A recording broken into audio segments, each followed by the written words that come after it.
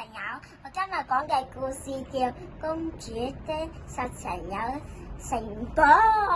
喺一個寧靜嘅夜晚，小女孩瑞瑞瞓緊覺嗰陣，發現床邊發光喎，咁佢就起身睇下。佢發現有封邀請函，邀請佢去公主城堡度啊！小女孩嚟到呢個公主城堡，啤啤熊拎住魔法鎖匙，準備打開門喎。歡迎光臨，讓我哋開始準備變身公主啦！打開門後呢，見到一個好大嘅浴缸啊！嚟到1樓。要成為公主，要穿乾淨涼，先有得做一個好靚嘅公主。跟住我哋要上去2樓。好，小女孩瑞瑞可以揀一件佢中意嘅裙仔喎，睇下小女孩揀邊件先。佢揀咗一件粉紅色蝴蝶結嘅裙仔着啊。嚟到3樓，我哋準備揀一對禮服鞋襯條裙啦。瑞瑞就話揀邊對鞋先，之後瑞瑞就揀咗一個好靚嘅粉紅色鞋。你着完就準備去4樓啦。去4樓啦。我哋準備揀個靚嘅髮型啦。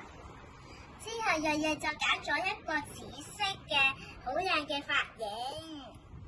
揀完髮型，我哋就準備去5樓啦。歡迎光臨，可以揀一個手袋啊，同埋手巾仔啊。瑞瑞，你揀邊個手袋？瑞瑞就話揀呢個珍珠手袋，之後就去6樓度啦。你都差唔多肚餓啦，我哋學習下餐桌禮儀先。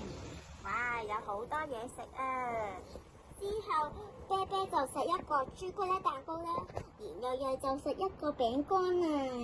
食完我哋就去7樓啦。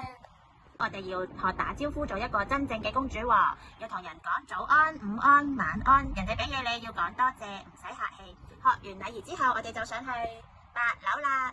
我哋就一齊學習跳舞啦，一齊同好朋友拖住手手跳下跳舞，好開心嘅時光啊！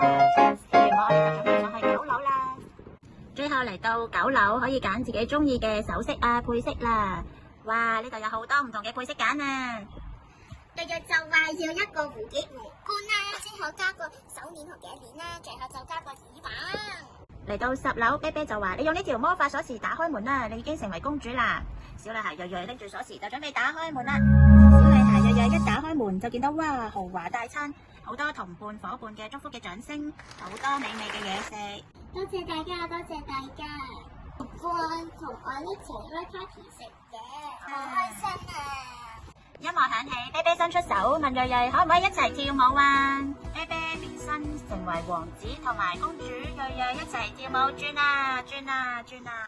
公主瑞瑞同埋王子啤啤跳舞，條禮服裙慢慢變成花瓣，逐漸消失啦。哎呀，弊啦，我條禮服裙逐漸消失啦。啤啤就話唔緊要，即使你個禮服消失咗，你都係永遠嘅公主嚟噶，唔好忘記我教你嘅禮儀啊！慢慢公主瑞瑞就又再次進入佢嘅夢鄉啦。